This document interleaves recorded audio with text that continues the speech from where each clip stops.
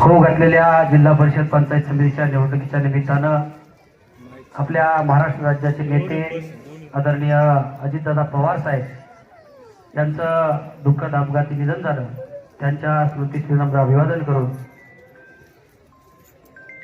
खऱ्या अर्थानं आता जिल्हा परिषद पंचायत समितीची रणधुमाळी चालू आहे आणि आम्ही सर्व मंडळी आपल्या सर्वांचे आशीर्वाद घेण्यासाठी या ठिकाणी आलेलो आहोत. थोडक्यामध्ये सांगत असताना या मतदारसंघामध्ये गुलाबशेठ पारखे यांच्या माध्यमातून असं गाव नाही, अशी वस्ती नाही त्या ठिकाणी गुलाबशेठ पारखे यांचा फंड गेलेला नाही. त्याचबरोबर माजी आमदार सन्माननीय अतुल शेठ बेनके साहेबांच्या माध्यमातून देखील या मतदारसंघामध्ये विकासाची घोडदौड निश्चितपणाने आजही चालू आहे. जरी अतुल शेठ आमदार नसले परंतु त्यांच्या काळात मंजूर झालेल्या कामांचा आजही कामं या ठिकाणी चालू आहेत. गुलाबशेठ पारखे यांच्या माध्यमातून येणेरे गावामध्ये देखील खूप मोठ्या प्रमाणावर विकास कामं या ठिकाणी झालेली आहेत. अतुल शेठच्या माध्यमातून विकास कामं झालेली आहेत. स्वर्गीय वल्लभशेठ बेनके साहेबांच्या मामाचं गाव आणि त्यांचं देखील विशेष प्रेम या गावावर राहिलेलं आहे आणि त्यांनी देखील या गावामध्ये भरपूर अशी विकासाची कामं केलेली आहेत. मित्रांनो, विकासाची कामं ही होत राहतील. विकास ही निरंतर चालणारी प्रक्रिया आहे, परंतु स्वतःच्या खिशातनं लोकांसाठी पैसे खर्च करणारा एकमेव उमेदवार, एकमेव माणूस या मी जुन्नर तालुक्यामध्ये पाहिला तो म्हणजे गुलाबशेठ पारखे. या मतदारसंघामध्ये गुलाबशेठ पारखे एकमेव जिल्हा परिषद सदस्य झाले नाहीत. या मतदारसंघामध्ये 2 जिल्हा परिषद सदस्यांनी थोरात साहेब आजपर्यंत काम केलं. एक म्हणजे सन्मान्य गुलाबशेठ पारखे आणि दुसरा म्हणजे विकी भैया पारखे. या दोन्ही मंडळींना 24 तास अहोरात्र जनतेसाठी काम केलेलं आहे. आपण 7 ते 8 वर्षाचा जर कालखंड पाहिला, जिल्हा परिषदची मुदत संपली, जिल्हा परिषदची मुदत संपल्यानंतर देखील सातत्य ठेवलं, जनसंपर्क ठेवला, विकास कामं केली. आम्ही कामं घेऊन जायचो गावामधली. मी 2-3 उदाहरणं सांगेन. आमच्या गुरु गोरक्षनाथ मंदिराच्या मठाचं काम चालू होतं आणि आम्ही सांगितलं मामा या ठिकाणी काहीतरी फंड टाका. मामा म्हटले आता मुदत संपलेली आहे, परंतु तुम्ही माझ्याकडे आलेले आहेत, मी तुम्हाला नाराज करणार नाही, काय करायचे तुम्ही काम सुचवा, त्या कामाला लागणारा खर्च आम्ही देऊ. आणि त्या सभा मंडपामध्ये संपूर्ण लादी बसवण्यासाठी 1 लाख रुपयाची देणगी स्वतःच्या खिशातनं गुलाबशेठ पारखे यांनी दिली. त्याचबरोबर गुरुवर्य आनंदगिरी महाराजांच्या मठामध्ये देखील प्युअर ब्लॉक बसवण्यासाठी स्वतःच्या खिशातनं 1 लाख रुपयाची देणगी दिली. आमच्या उपळीच्या रस्त्याला चिखल होता आणि एक सचिंद्र गोगरे सरांच्या शाळेच्या दिशेने जाणारा रस्ता आहे. दोन्ही रस्त्यांना भरपूर चिखल होता आणि त्या ठिकाणी शासकीय फंड अवेलेबल होणं त्या पावसाळी काळामध्ये शक्य नव्हतं.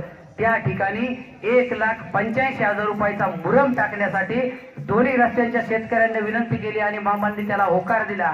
म्हणजे शासकीय फंड येणार, शासकीय फंडाने कामं होत राहणार, परंतु समाजासाठी स्वतःच्या खिशातनं खर्च करणारं हे कुटुंब आहे. आणि दुसरं एक मी उदाहरण सांगेन की या मगाशी विकी भाऊंनी सांगितलं त्यांची मुलगी 3 वर्षाची आहे, आयरा. हिच्या वाढदिवस साजरा करत असताना माझ्या कुटुंबातील माझ्या नातीचा वाढदिवस हा लोकोपयोगी ठरला पाहिजे. विकी भैयांनी देखील सांगितलं माझ्या मुलीचा वाढदिवस हा लोकांसाठी उपयोगी आला पाहिजे, यासाठी काहीतरी कार्यक्रम करा. आणि विकी भैया पारखे आणि आम्ही बसलो. आमच्या नियोजनातलं एक मोफत सामुदायिक विवाह सोहळ्याचं नियोजन आम्ही केलं.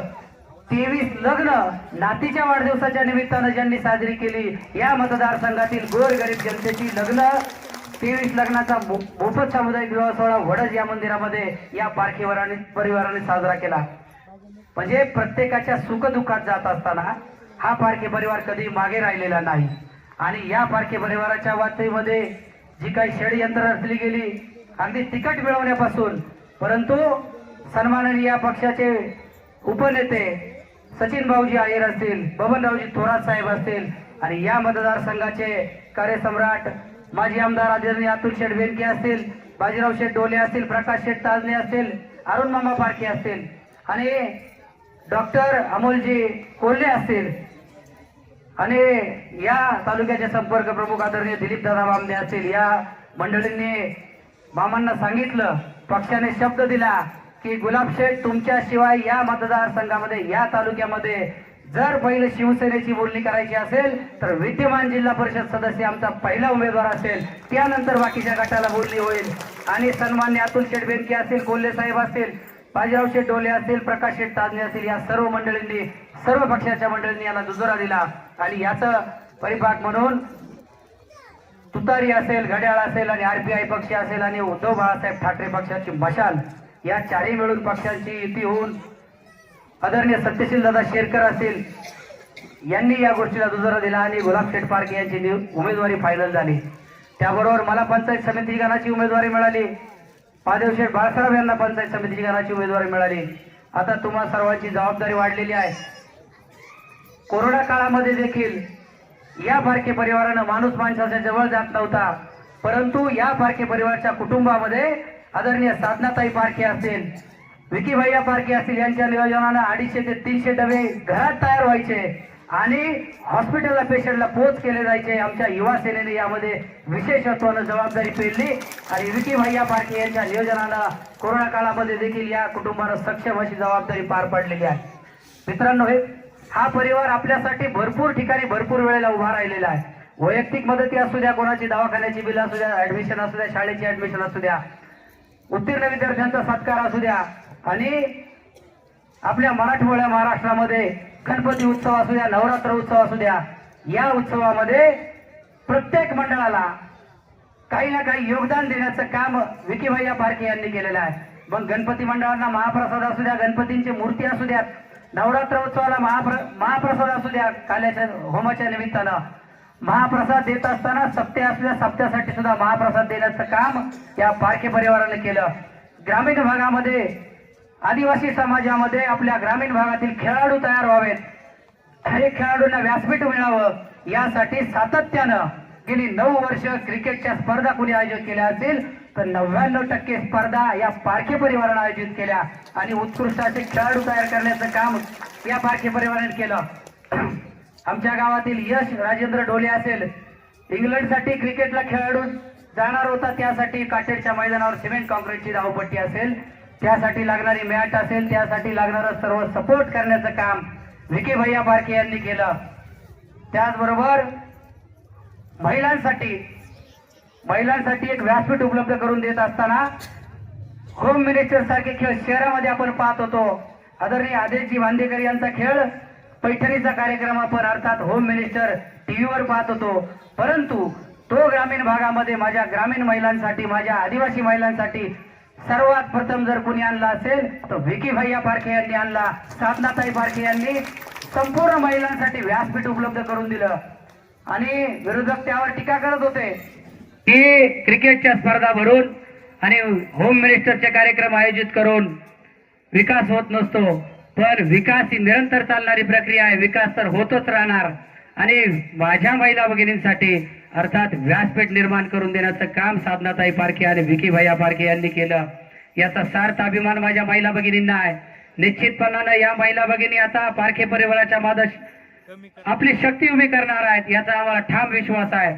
आणि मी आपणा सर्व उपस्थितांना अधिकच काही न बोलता विनंती करतो की आमच्या तिघांचंही बटन 2 नंबरला आहे. सन्मान्य महादेवशेठ बाळसराफ यांचा मतदारसंघ सावरगाव जरी असला, सावरगाव गण असला तरी आपले नातेवाईक सावरगाव गणात असतील, त्या ठिकाणी त्यांना विनंती करा. आपल्या मतदारसंघातील सर्व मायबाप जनतेला विनंती करतो की आम्हा 3ही उमेदवारांना 2 नंबरचं बटन दाबून, मशाल या चिन्हासमोरचं बटन दाबून आपली सेवा करण्याची संधी द्या. या पुढील 24 तास, पुढच्या 5 वर्ष तुमच्याकडे मी 24 तास काम करेल.